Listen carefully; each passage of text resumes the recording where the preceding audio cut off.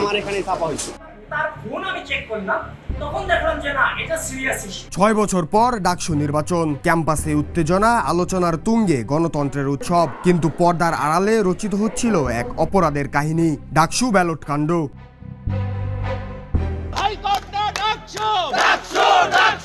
রাজধানীর নীলক্ষেত গাউসুল আজম মার্কেটের ভেতরে এক অচানা প্রিন্টিং প্রেস, নাম জালাল প্রিন্টিং প্রেস। সরু গলি, একে অপরের গায়ে ঠেসে থাকা দোকান, ভেতরে দাঁড়াবার জায়গা নেই। অথচ এখানেই তৈরি হয়েছে ডাকসুর মতো একটি রাষ্ট্রীয় গুরুত্বপূর্ণ নির্বাচনের ব্যালট পেপার। প্রথমে অস্বীকার, বারবার না না, কিন্তু চাপের মুখে ফাঁস হয়ে গেল আসল সত্যি। হ্যাঁ, 14,000 ব্যালট পেপার ছাপানো হয়েছিল এখানেই, এবং তা রাখা হয়েছিল দোকানের বাইরে অরক্ষিত অবস্থায়। সঠিকটা আমি আস্থা 36 সাইজের 22 কাগজ চাচ্ছি, এইটাই সঠিক। হ্যাঁ, আমার এখানে ছাপা হয়েছে। আমার এখানে কাজটা দিছিল ফেরদৌস ওয়াহিদ। আমি শুধু ছাপাইছি, ছাপার টাকা পাইছি। এইটা যদি আমি জানতাম যে এটা নিয়ে এত কিছু বা এত সেন্সিটিভ কাজ, তাহলে কখন আমি নিতাম না। আমি জানি না জানি হলেও কাজটা আমি নিতাম, কারণ এই কাজটা যে সেন্সিটিভভাবে করতে হইব বা এটা সিকিউরিটিভাবে করতে হইব, ওইরকম অতটা আমার ছিল না। কিন্তু আমি এখানে যখন ছাপছি, আমি সিকিউরিটিভাবে ছাপছি। আমি যখন ছাপছি, মালটা সাইকে রাখছি, কাউরে নিতে দিই, ছবি তুলতে দিই নেই। আমার এখানটা অন্তত ছবি তুলতে পারেনি। কাটা হয়েছিল ওইদিকে মক্কা পেপার কাটিং, যেখানে ব্যালট থাকার কথা পুলিশের পাহারায় লোহার আলমারির ভেতরে, সেগুলো নাকি পড়েছিল খোলা দোকানের বাইরে। পরে কেটে ফেলার জন্য পাঠানো হয় পাশের গলি মক্কা পেপার কাটিংয়ে।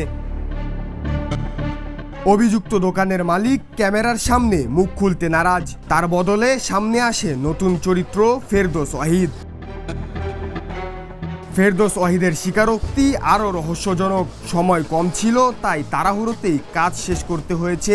অথচ তার দাবি এই ব্যালট নকল করা প্রায় অসম্ভব। প্রশ্ন হলো, তাহলে কেনই বা সেগুলো রাখা হলো অরক্ষিত অবস্থায়? আমরা ব্যালটটা ছাপাইছিলাম জালাল পেজ থেকে 22 কাগজ। হ্যাঁ,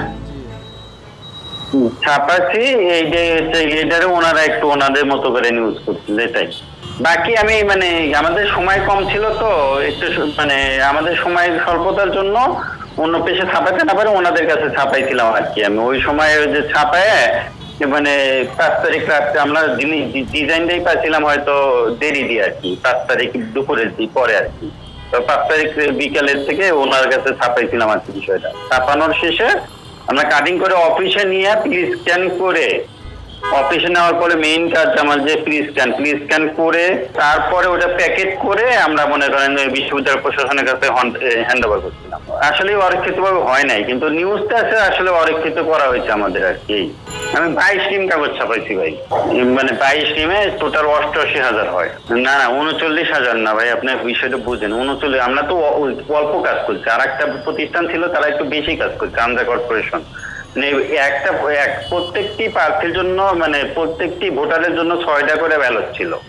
5টা হচ্ছে ডাকসুর ব্যালট, একটা হলের ব্যালট। এই জন্য ব্যালটের সংখ্যাটা বেশি। আমাদের সংখ্যাটা 14,300 সামথিং আর কি। ওইটাকে আমি ধরেন যে যদি আমি 6 দিয়ে গুণন করি, তাহলে এরকম একটা অ্যামাউন্ট আসে। এই ব্যালট নকল হওয়ার কোনো সম্ভাবনা নাই। কারণ হচ্ছে ব্যালটটা ছাপানো ধাপগুলো আমি আপনাকে বলি। প্রথম আমরা ছাপাইছি, ছাপানো সেটা 100% অ্যাকুরেট অবস্থায় কাটিং হতে হবে। কাটিং হওয়ার পরে সেটা মেশিনে নিয়ে প্লিজ স্ক্যান করতে হবে। প্লিজ স্ক্যান করার পরে আমরা ওটা প্যাকেট করছি। প্যাকেট করার পরে যখন বিশ্ববিদ্যালয় প্রশাসনের কাছে হ্যান্ড ওভার করছি, ওনারা ওই ব্যালটগুলোতে আবার সিল মারছে এবং সাইন করছে। তারপরে 6টার একটা প্যাকেট হয়, সেটা ভোটার পর্যন্ত গেছে। এটা অনেকগুলো ধাপ পার হয়েছে। এখানে মনে হয় ডুপ্লিকেট হওয়ার কোনো চান্স নাই। ডাকসু নির্বাচন কি তবে স্কুলের ক্যাপ্টেন নির্বাচন? খাতার কাগজ ছিঁড়ে নাম লিখলেই হয়ে গেল ভোট। শিক্ষার্থীদের ক্ষোভ, এ কেমন নির্বাচন, এ কেমন প্রহসন? বারবার লিখিত অভিযোগ জানিয়েও কোনো সাড়া পায়নি ছাত্রদল সমর্থিত প্যানেল। অবশেষে প্রমাণ হাতে হাজির হয়েছেন ভিপি প্রার্থী আবিদ। সে যখন দিয়েছে, নির্বাচনের দিন যখন আমি সেটা পেয়েছি, তো আমিও আমাদের যারা সিনিয়র আছে, যারা অনেকের সাথে আমি কথা বলেছি এটা নিয়ে, কিন্তু নির্বাচনী ব্যস্ততার কারণে এই জিনিসটাকে অতটা সিরিয়াসলি নেওয়ার চেষ্টা করিনি। পরবর্তীতে যখন দেখলাম তার ফোন আমি চেক করলাম, তখন দেখলাম যে না, এটা সিরিয়াস ইস্যু, এটাকে নর্মাল ভাবে ডিল করার সুযোগ নেই। আমার কিছু হচ্ছে আপনার বুকমার এবং লিখে ছাপানোর জন্য যারা কাজের চাপের জন্য তারা বলে রাত করে তাদের আমাদের রাখতে প্রায় 12:30 বেজে। তো আমরা জানি গাছগুলোর মার্কেট সাধারণত 10 টাকা অফ করে আর বেসারি কার্যক্রম আমরা প্রতিদিন চলে। তো আমি তখন চাই তারা আমার আমি এক সাইড দাঁড়িয়েছিলাম,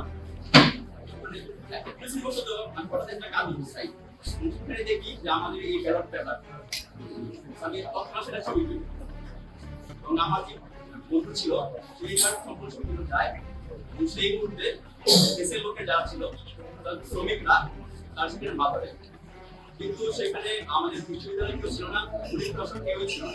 বাম জোটের প্রার্থী মেঘমল্লার বসু স্পষ্ট করে বললেন, ডাকসু নিয়ে যা ঘটেছে তা আর গোপন নয়। ডাকসু নিয়ে যে অস্বচ্ছতা হয়েছে এটা পানির মতো পরিষ্কার। তিনি হুঁশিয়ারি দিয়ে বললেন, আইনের দ্বারস্থ হবেন। এই জিনিসটির আসলে নিয়মতান্ত্রিকতার ব্যাপারটি নিশ্চিত করে ছাড়াটা আমাদের জন্য জরুরি, কারণ তা না হলে এরকম অনিয়মতান্ত্রিক একটা নির্বাচনকে যদি এরকম অনায়াসে বৈধতা দেওয়া হয় তাহলে এটা অনিয়মতান্ত্রিক নির্বাচনের একটা ধারাবাহিকতা এবং সেই ধারাবাহিকতা যে জাতীয় নির্বাচনকে প্রভাবিত করবে না সেটিরও কিন্তু কোনো নিশ্চয়তা কারো পক্ষে দেওয়া সম্ভব হচ্ছে না।